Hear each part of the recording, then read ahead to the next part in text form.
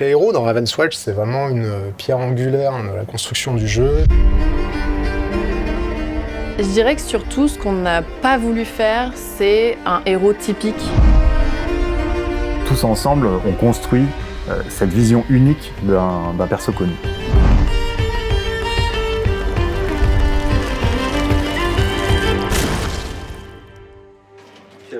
Je suis apaisée. C'est bon, je peux rouler ou pas? Vous voulez faire un verre ou jouer? Non, mais c'est bon, le nulard il va revenir, vous laissez-moi tranquille. Venez, vous choisissez vos personnages. Oh oui. Ils sont là drôles. Allez. Pas drôle. Ah, je m'endors. Qu'est-ce qui se passe? Mais je sais pas. Qu'est-ce que tu fais? Ils s'endorment. Moi quand je jouais à Smash à l'époque, il y avait des Pokéballs. Oui, non mais nous on joue sans fun, hein. Sans objet, sans éléments sur la carte. Putain mais c'est drôle ça. Allez, attends, mais il gagne là. Étienne, c'est ton mail. Par contre que Étienne gagne un peu. J'adore d'avoir. J'ai vraiment une fanbase. En fait, je trouve sur Diddy Kong, t'étais vraiment bien. Non. Bah c'est bon, ça peut être son mail, il fait son... Vraiment, c'est ciblé encore une fois. Il a fait son signature move, c'est bon.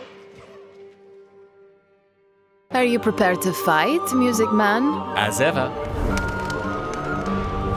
Que le gameplay cherche déjà à raconter quelque chose sur le personnage, que les compétences, le visuel, l'audio aussi qu'on va avoir sur ce personnage participent tous à bien aller dans la même direction, que déjà il raconte quelque chose sur tous ces aspects avant même de le faire vraiment raconter son histoire précise. En fait, le challenge sur un projet comme Ravenswatch, c'est que c'est un jeu d'action. Donc les joueurs n'ont pas le temps d'écouter les personnages parler. Donc en fait, ce qu'on voulait vraiment, c'est s'insérer dans le rythme de jeu et que ce soit pas une pause ou une attente ou quelque chose qui empêche le joueur de jouer. What big teeth they have! You'd make a lot of crab cakes. Just think of what I can do with this. How can a bird so big still fly? I wonder. Et après, c'était aussi trouver des petits moments de pause qu'il pouvait y avoir dans la partie. Mais là où on a pu vraiment prendre le temps et faire interagir les personnages entre eux, il y a eu 2 moments. Donc en tout début de partie, quand on lance, et ce qu'on a appelé les calm moments. A true queen knows when to put aside her differences and fight with dignity. Just listen to yourself. Par exemple, Beowulf et Snow Queen, comme c'est tous les deux un peu des anciens rois, ça peut être le bon moment pour que Beowulf souligne le fait que Snow Queen est censée être une reine et qu'il l'attaque un petit peu là-dessus. Keep a fair distance, traitor. If abandoning a throne to save my people from a curse is treachery, then a traitor I am. Were you not forced to do the same when your heart was turned to ice? You've a cruel way of making peace, driving the dagger deeper. Je dirais que ça part de la relation entre les personnages et ensuite on peut s'appuyer sur cette relation pour révéler des éléments de lore qui en fait, cette relation se base elle-même sur des éléments de lore. Ice Queen, behind me. No one follows you anymore, Fallen King. La première étape, c'est donc la création de la fiche de personnage. Donc ça, c'est moi qui m'en occupe. Donc savoir est-ce que le personnage il va parler vite, est-ce qu'il va être hautain, est-ce qu'il va répondre du tac au tac, est-ce qu'il va être un petit peu moqueur ou ce genre de choses, voilà. Ensuite, on a travaillé avec 2 writers qui travaillent chez Talispin, donc Kurt et Kali, qui ont écrit donc tous les dialogues du jeu, même si j'en ai écrit une petite partie pour le plaisir. Et ensuite, bien sûr, ça va à l'enregistrement. Water brings us life. Blood brings us home. Une chose marquante pour Ravenswatch qui nous tenait vraiment à cœur, c'était de représenter cette diversité de personnages qui viennent d'un peu des 4 coins du monde et d'avoir des accents qui sont vraiment crédibles avec des comédiens qui viennent vraiment, qui sont originaires des pays dont vient l'accent. 'Tis night when my bite is more bitter than my bark. Moi personnellement, ce que j'aime bien entendre chez un acteur, c'est surtout qu'il ressente bien le côté action du jeu, que les voix soient assez engagées, soient assez dynamiques. Et à la fin, on a toutes les voix et on peut jouer au jeu et entendre les personnages parler, c'est assez jouissif. How many of these monsters are there?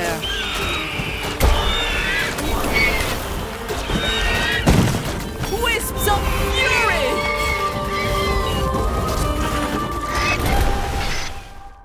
Je m'appelle Michel Kopf et je suis lead sound designer à G4F Prod, une boîte prestataire son pour des studios qui développent des jeux. Pour moi, un SFX dans un jeu vidéo, c'est tous les sons qui ne sont pas la musique.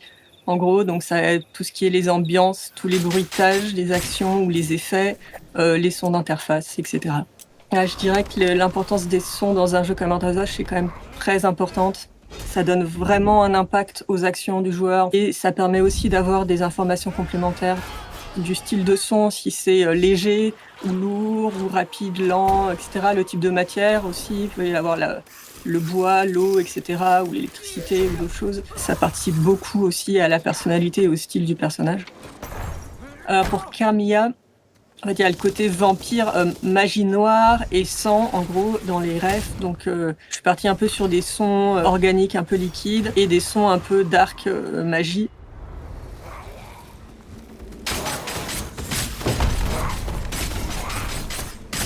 Ça ressemble beaucoup aux actions du loup. Je suis allée plus sur le côté sang et moins déchirure, les os qui craquent, etc. Donc, c'est possible de les distinguer un petit peu. Et puis après, au bout d'un moment, il faut se remettre en position d'un joueur avec toutes les sons d'ambiance, la musique, les ennemis, etc. et voir comment ça rend dans tout ça. Et donc oui, il faut beaucoup, beaucoup jouer. Rêverie will be free for one and all. Ouais, c'est trop bien les gens. Oh là.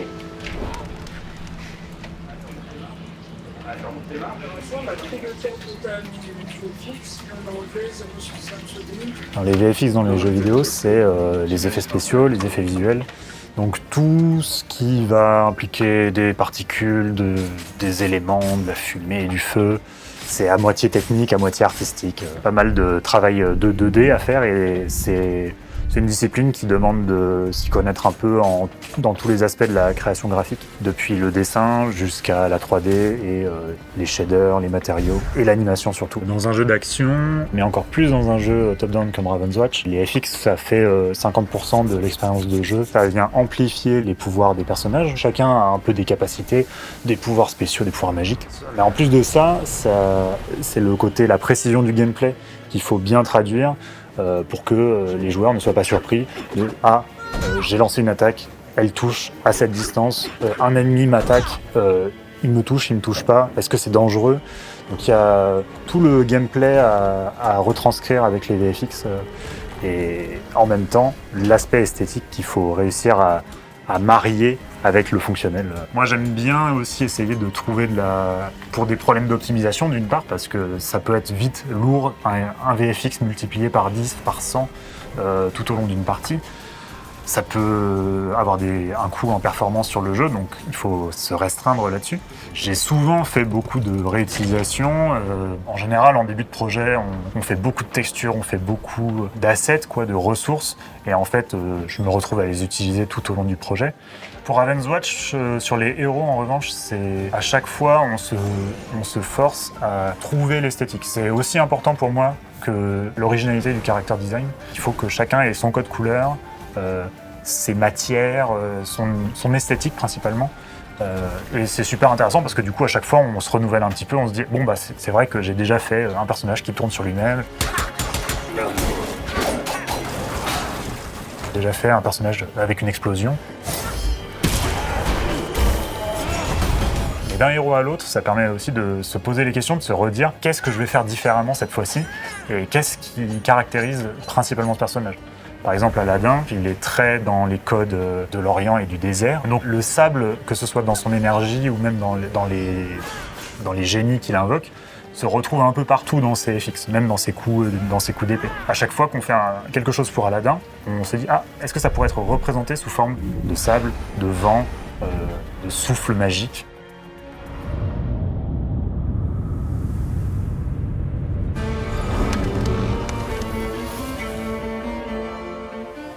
Pour moi, un skin, c'est intéressant parce que ça donne des objectifs aux joueurs qui sont intéressés dans les cosmétiques. Moi, j'en fais partie, donc je comprends que ça puisse motiver des gens à se donner dans un jeu. Et aussi, ça permet de s'approprier le personnage que t'aimes bien, t'as joué des heures avec, t'as envie que ce soit un petit peu plus le tien, donc tu connectes un peu plus avec aussi. Pour les skins, d'abord, on brainstorm avec Valentin les idées générales, juste des mots, des concepts. Essayer de dégager des idées, on se dit tiens, tel personnage, puis on prend Scarlett, elle a le thème son histoire d'origine, le petit chaperon rouge. Alors est-ce qu'on lui fait un skin, on évoque plus le côté petite fille, classique, traditionnel du conte? Est-ce qu'on appuie sur le thème de la forêt, des arbres, de la chasseuse? Et puis des fois on part aussi dans des idées plus par rapport à la morphologie du personnage. On se dit tiens, ça pourrait être de la pierre, ça pourrait être un tatouage. Pour les skins de Carmilla, on s'est posé avec Alice et on s'est dit, elle est bien habillée, donc on pourrait lui pousser cet aspect vachement sur un des skins, un aspect très brodé, doré, très riche. Souvent, on fait du ping-pong comme ça. On a une idée dans un sens, on se dit on va le pousser à l'extrême. Donc on a essayé cette direction. Et puis on s'est dit, au contraire, on peut aussi aller vachement à l'opposé en jouant sur son côté plus créature mi-humaine, mi-démon, quelque part, propre au vampire. Donc c'est toujours intéressant de jeter des idées un peu au pif et de voir lesquelles contrastent bien entre elles, parce qu'au final, c'est aussi l'intérêt des costumes et des skins, que chacun propose une vision un peu unique et différente qui nous fasse un peu voyager tout en restant sur le même personnage.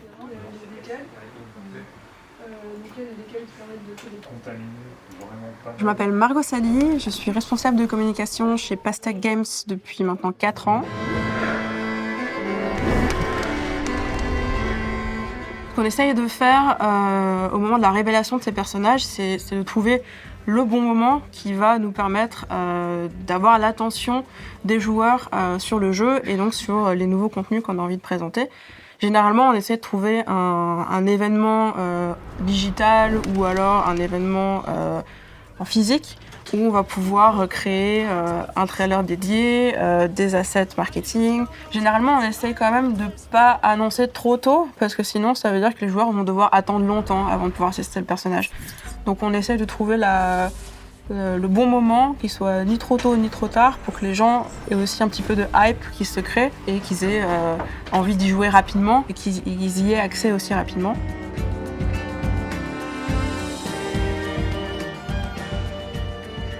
Aujourd'hui, on va faire un gros plongeon dans les tribulations de l'Early Access de Ravenswatch, le dernier jeu de Passtech Games. Donc je vais vous raconter l'histoire de l'Early Access de Ravenswatch depuis la perspective du review score de Steam. Et comme dans toute histoire, il y a du drame, des rebondissements, du doute et de l'espoir. Et on espère que ça se finit bien à la fin. Et de mon point de vue, l'Early Access est un outil aux multiples facettes qui permet plusieurs choses. Pour moi, le modèle de l'accès anticipé, il convient parfaitement à nos jeux, étant donné qu'on va pouvoir vraiment sonder les joueurs, avoir leurs avis, leurs retours sur des contenus qui sont encore en développement ou alors qui sont tout frais. Et on va pouvoir ajuster ça au fur et à mesure des mises à jour, jusqu'à arriver à la 1.0. On arrive enfin le 6 avril 2023, jour de sortie de Ravenswatch en Early Access sur Steam. Tout s'accélère. Et la sentence des joueurs tombe. Mixed reviews, 62% d'avis positifs sur Steam. Donc c'est un coup dur pour l'équipe. Il y a une ambivalence qui se crée entre d'un côté un succès jamais atteint pour le studio avec nos précédents jeux et de l'autre des retours qui sont sévères par centaines. Donc le système de review sur Steam, il est apparu il y a plus de 10 ans sur la plateforme, introduisant un moyen pour les joueurs d'apporter une évaluation positive ou négative sur un jeu qu'ils possèdent dans sa bibliothèque. Ce qui va principalement intéresser les développeurs et les joueurs, c'est le tag qui va apparaître sur la page store de votre Steam. C'est un indicateur d'évaluation qui est calculé avec le nombre de reviews positives et négatives. Et ce qui est intéressant avec cette proximité avec les joueurs, c'est qu'on peut vraiment réagir rapidement à leur retour sur les héros. Typiquement, si un héros est trop puissant à sa sortie, on va pouvoir l'équilibrer ensuite. Inversement, s'il découvre des bugs ou des faiblesses auxquelles on n'aurait pas pensé, c'est toujours cool de pouvoir avoir le retour extérieur de joueurs. Ouais, une fois sortis, les joueurs ils participent activement en fait au rééquilibrage du jeu. Pendant l'Early Access, on a eu par exemple la Reine des Neiges où on a revu assez en profondeur en fait son kit même principal, avec beaucoup de retours justement des joueurs, de savoir ce qu'ils appréciaient, ce qu'ils appréciaient moins, tout en essayant de garder quand même la philosophie du personnage qu'on avait au début. Ils sont très friands en fait qu'on réajuste le jeu en fait pour que ce soit le plus optimal à la fin en termes de fun et de challenge. Après 1 an et 23 jours, et 5 updates majeurs sortis, Ravenswatch atteint le score de 85 j'aimerais bien, 80% d'avis positifs sur Steam. Une énorme victoire pour toute l'équipe et beaucoup de soutien de la communauté. Voilà, c'est tout pour moi. Je vous remercie d'avoir suivi cette conférence. J'espère que ça vous a plu. Merci.